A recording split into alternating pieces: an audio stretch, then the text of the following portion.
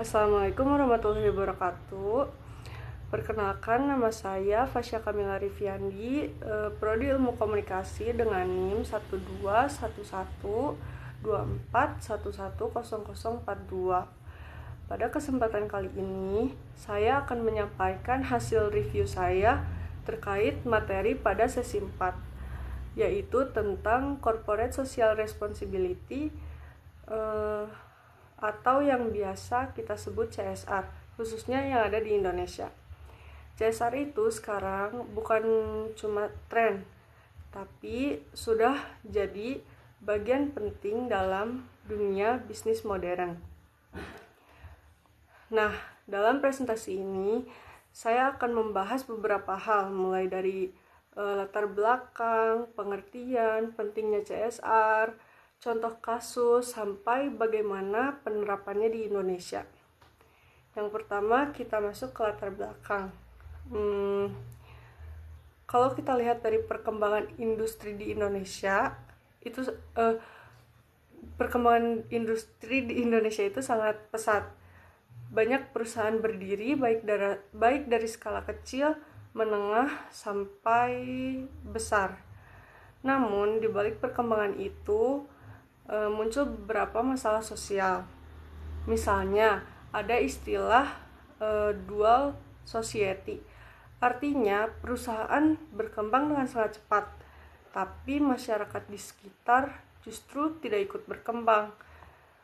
Jadi, ibaratnya perusahaan itu kayak maju sendiri, sedangkan masyarakatnya yang ada di sekitar perusahaan itu tuh tertinggal.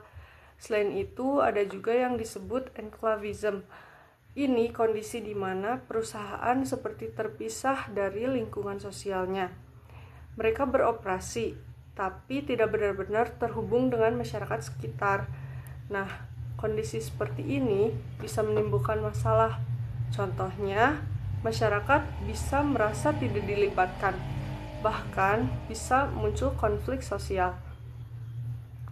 Makanya, dari sinilah muncul kebutuhan akan CSR. CSR hadir sebagai bentuk tanggung jawab perusahaan agar tidak hanya fokus pada keuntungan, tapi juga memperhatikan lingkungan dan masyarakat sekitar. Setelah kita tahu kenapa CSR itu muncul, sekarang kita bahas dulu, sebenarnya CSR itu apa sih? Nah, CSR atau Corporate Social Responsibility adalah tanggung jawab perusahaan terhadap dampak yang mereka timbulkan dari aktivitasnya. Dampaknya ini bisa ke lingkungan, ke masyarakat, bahkan bisa ke ekonomi masyarakat sekitar. Nah, jadi perusahaan tidak hanya berpikir tentang keuntungan, tapi juga harus memikirkan apakah kegiatannya merugikan orang lain atau tidak. Contoh sederhananya, kalau ada perusahaan yang menghasilkan limbah, maka dia harus bertanggung jawab dan mengelola limbah itu supaya tidak merusak lingkungan. CSR juga bisa berupa kegiatan sosial, seperti membantu masyarakat, membangun fasilitas umum, atau bahkan memberikan pelatihan kepada masyarakat sekitar. Intinya, CSR itu tentang keseimbangan antara bisnis dan tanggung jawab sosial. Kalau begitu, kenapa CSR ini penting banget di era ini? Nah, yang pertama, zaman sekarang itu masyarakatnya berpikirnya itu sudah semakin kritis.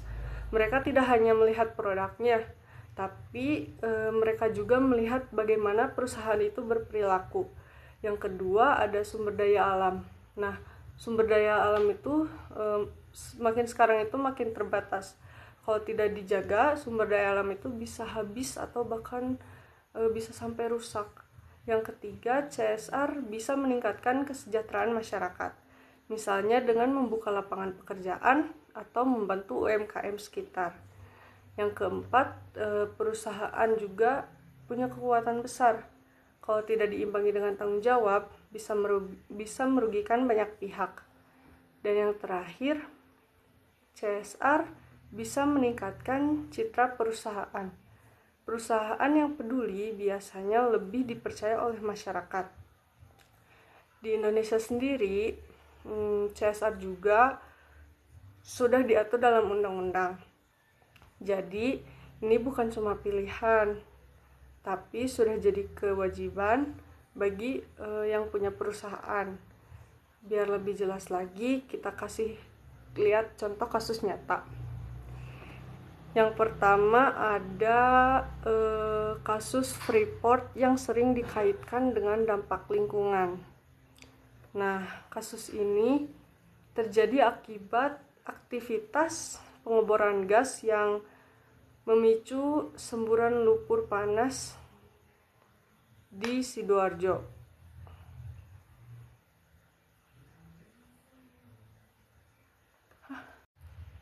Yang pertama ada contoh kasus Freeport. Nah, perusahaan ini adalah salah satu tambang terbesar di Indonesia. Di satu sisi, Freeport memberikan manfaat ekonomi seperti membuka lapangan kerja dan meningkatkan pendapatan negara. Tapi di sisi lain muncul masalah lingkungan. Limbah dari aktivitas tambang berdampak pada sungai dan ekosistem sekitar. Akibatnya masyarakat yang bergantung pada alam mulai kesulitan. Misalnya hasil ikan berkurang dan kualitas airnya menurun. Dari sini terlihat bahwa perusahaan tidak hanya fokus pada keuntungan, tapi juga harus bertanggung jawab terhadap lingkungan dan masyarakat sekitar.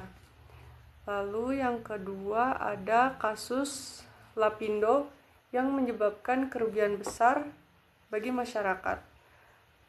Kasus ini terjadi akibat aktivitas pengeboran gas yang memicu semburan lumpur panas di Sidoarjo. Dampaknya itu sangat besar. Banyak rumah warga yang tenggelam dan masyarakat kehilangan tempat tinggal serta mata pencaharian. Kejadian ini menimbulkan tuntutan besar kepada perusahaan untuk bertanggung jawab. Dari kasus ini kita belajar bahwa dampak dari aktivitas perusahaan bisa sangat luas. Dan CSR seharusnya tidak hanya berupa bantuan, tetapi juga tanggung jawab penuh terhadap akibat yang ditimbulkan. Jadi dari kedua kasus ini kita bisa melihat bahwa CSR itu sangat penting karena menyangkut keseimbangan antara perusahaan, masyarakat, dan lingkungan. Makanya CSR itu penting supaya kejadian seperti ini bisa dicegah. Selanjutnya ada fenomena yang menjelaskan perubahan dalam dunia bisnis. Fenomena ini disebut dengan DEAF. Yang pertama ada D. D-nya itu dehumanisasi. Nah, dehumanisasi itu artinya manusia mulai dianggap seperti alat dalam perusahaan. Contohnya, karyawan hanya dituntut untuk produktif terus tanpa memperhatikan kesejahteraannya. Misalnya, kerja lembur terus, tapi tidak ada perhatian terhadap kesehatan mental atau fisik mereka. Nah, disinilah CSR berperan, agar perusahaan tetap memperhatikan sisi kemanusiaannya. Yang kedua ada ekualisasi. Ekualisasi ini artinya masyarakat sekarang semakin sadar akan haknya. Nah, contohnya kalau dulu masyarakat mungkin diam saja saat ada pencemaran. Sekarang mereka berani protes, bahkan bisa viral di media sosial. Jadi perusahaan tidak bisa lagi sembarangan karena masyarakat sudah lebih kritis. Yang ketiga ada akuariumisasi. Akuariumisasi itu maksudnya perusahaan sekarang seperti berada di akuarium. Semua kegiatannya bisa dilihat oleh publik. Contohnya, kalau ada perusahaan yang melakukan kesalahan, bisa langsung tersebar di TikTok, Instagram, atau Twitter. Jadi transparan itu sangat tinggi sekarang. Yang keempat ada feminisasi. Feminisasi ini artinya peran perempuan dalam dunia kerja itu semakin meningkat. Contohnya, banyak perempuan yang sekarang bekerja di berbagai posisi, bahkan jadi pemimpin. Maka perusahaan juga harus memperhatikan kesetaraan gender, misalnya dengan memberikan kesempatan yang sama. Namun, tidak semua orang setuju dengan CSR. Terdapat juga pro dan kontra. Ada kontra yang mereka bilang perusahaan itu tugasnya cuma cari keuntungan. Tapi juga ada pro yang mengatakan perusahaan juga harus peduli terhadap sosial atau masyarakat yang di sekitarnya. Kalau dilihat sekarang, CSR tetap penting karena perusahaan juga tidak bisa hidup tanpa masyarakat. Sekarang kita lanjut ke konsep CSR. Ada yang disebut piramida CSR. Nah, dasarnya adalah ekonomi. Perusahaan harus mendapatkan keuntungan dulu, karena kalau tidak untung, perusahaan tidak bisa bertahan. Contoh, perusahaan menjual produk dengan baik agar bisa tetap berjalan dengan lancar. Nah, lalu ada legal. Perusahaan harus mematuhi hukum yang berlaku. Contohnya, mereka harus membayar pajak, mengikuti aturan masyarakat sekitar, mengikuti aturan yang ada di lingkungan sekitar, dan tidak melanggar hukum. Lalu kemudian ada etis. Perusahaan juga harus melakukan hal yang benar secara moral. Contoh, perusahaan tidak menipu konsumen, jujur dalam iklan, dan memperlakukan karyawan dengan adil. Lalu yang terakhir ada filantropis. Nah, ini adalah kontribusi sosial secara langsung kepada masyarakat. Contohnya seperti memberikan bantuan, memberikan beasiswa, atau membangun fasilitas umum untuk daerah sekitar atau untuk masyarakat sekitar. Jadi CSR itu bukan hanya donasi, tapi ada tahapan yang harus dipenuhi terlebih dahulu. Artinya CSR itu tidak langsung tentang bantuan, tapi dimulai dari hal yang paling dasar terlebih dahulu. Selain itu, ada konsep lain yang tidak kalah penting. Konsep ini dikenal dengan triple bottom line atau 3P. Ada profit, people, dan planet. Yang pertama ada profit. Nah, profit ini kayak penjualannya tuh tetap harus dapat keuntungan. Kayak contohnya kita tuh harus menjual produk dengan strategi yang baik biar bisnis kita tuh tetap berjalan. Nah, lalu setelah tadi ada profit, selanjutnya ada people. Nah, perusahaan ini juga harus tetap memperhatikan masyarakat dan karyawan sekitarnya. Contohnya memberikan upah yang layak, menciptakan lapangan kerja untuk masyarakat di sekitar lapangan pekerjaannya, dan tentu saja harus membantu masyarakat yang ada di sekitar. Nah, setelah tadi ada 3P, people, profit, people, dan yang terakhir ada planet. Planet ini kayak perusahaan harus menjaga lingkungan. Nah, contohnya tuh kayak mengelola limbah, mengurangi polusi, atau menggunakan bahan yang ramah untuk lingkungan biar tidak merugikan masyarakat yang ada di sekitar perusahaan tersebut. Jadi perusahaan tidak boleh hanya fokus ke keuntungan saja atau ke profit saja, tapi harus seimbang dengan people dan planet. Nah, artinya perusahaan ini juga harus seimbang antara keuntungan, masyarakat, dan lingkungan. Sekarang kita lihat dari sisi motivasi perusahaan. Nah, motif CSR itu ada 3 tahap. Yang pertama ada Charity atau CHARITY, Charity. Nah, ini tuh kayak masih sekedar bantuan, kayak ngasih sekedar bantuan secara langsung. Contohnya tuh kayak perusahaan ngasih sembako pas lagi ada bencana. Nah, biasanya ini kayak gini tuh sifatnya tuh jangka pendek. Nah, selanjutnya ada filantropi. Nah, ini tuh sudah lebih terstruktur, kayak sudah lebih terencana gitu. Kayak contohnya tuh ngasih pelatihan kerja dan ngasih beasiswa pendidikan. Nah, ini tuh dampaknya tuh sudah mulai jangka panjang. Nah, selanjutnya ada citizenship yang ini juga sudah jadi bagian dari strategi. Nah, CSR ini sudah jadi bagian strategi dari perusahaan. Kayak contohnya tuh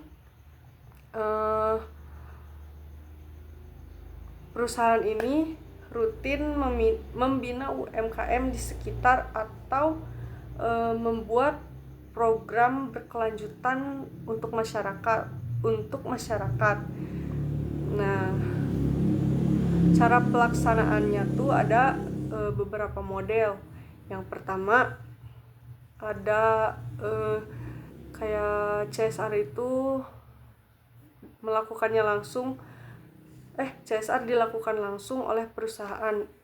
Kayak contohnya tuh perusahaan itu mengadakan bakti sosial sendiri. Yang kedua itu ada lewat yayasan. Jadi CSR ini dijalankan lewat yayasan yang dibentuk oleh perusahaannya. Jadi contohnya tuh kayak perusahaan punya yayasan untuk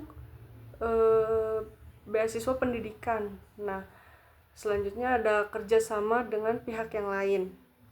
Nah, perusahaan ini bekerjasama dengan NGO atau organisasi lain. Contohnya bekerjasama dengan lembaga sosial untuk program lingkungan. Selanjutnya ada beberapa perusahaan bekerjasama menjalankan CSR bersama.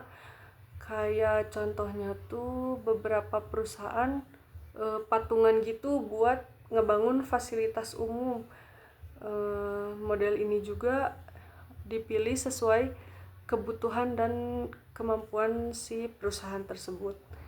Nah, terakhir kita bahas tantangannya.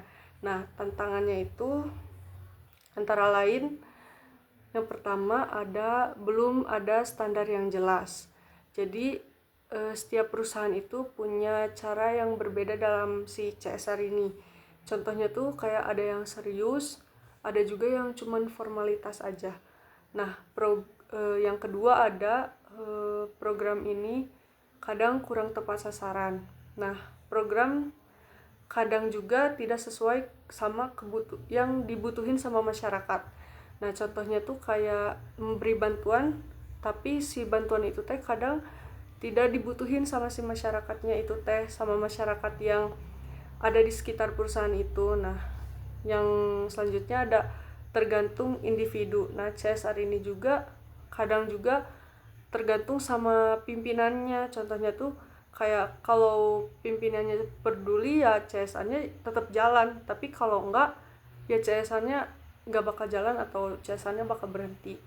Nah, selanjutnya ada anggaran terbatas. Nah, biasanya kalau lagi ekonominya lagi sulit, CSR ini kadang bisa dikurangi. Contohnya tuh kayak si perusahaan tuh lebih fokus nyelamatin bisnisnya daripada si CSR-nya. Nah, selanjutnya ada kurangnya partisipasi masyarakat. Jadi masyarakat ini tidak dilibatkan dalam program. Contohnya tuh kayak program ini dibuat tapi gak ada diskusi. Akhirnya program ini tuh gak berjalan dengan baik. Jadi CSR ini harus dirancang dengan matang dan melibatkan masyarakat supaya benar-benar bermanfaat programnya. Nah, sebagai penutup, CSR ini hadir karena dampak dari perkembangan industri. Sekarang CSR itu bukan hanya kewajiban tapi juga kebutuhan. Perusahaan yang menjalankan CSR dengan baik tidak hanya membantu masyarakat, tapi juga menjaga keberlangsungan bisnisnya sendiri. Akhir kata saya ucapkan terima kasih. Wassalamualaikum warahmatullahi wabarakatuh.